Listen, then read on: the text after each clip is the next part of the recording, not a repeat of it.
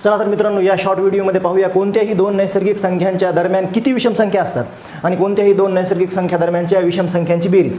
समजा मी असं म्हटलो आहे की 10 ते 30 दरम्यान किंवा 10 ते 30 पर्यंतच्या विषम संख्यांची बेरीज. आधी आपण शोधूया 10 ते 30 पर्यंत किती विषम संख्या आहे. 10 ते 30 पासून पहिली विषम संख्या आहे 11 आणि शेवटची विषम संख्या आहे 29. 10 ते 30 दरम्यान पहिली विषम संख्या 11 आणि शेवटची विषम संख्या 29.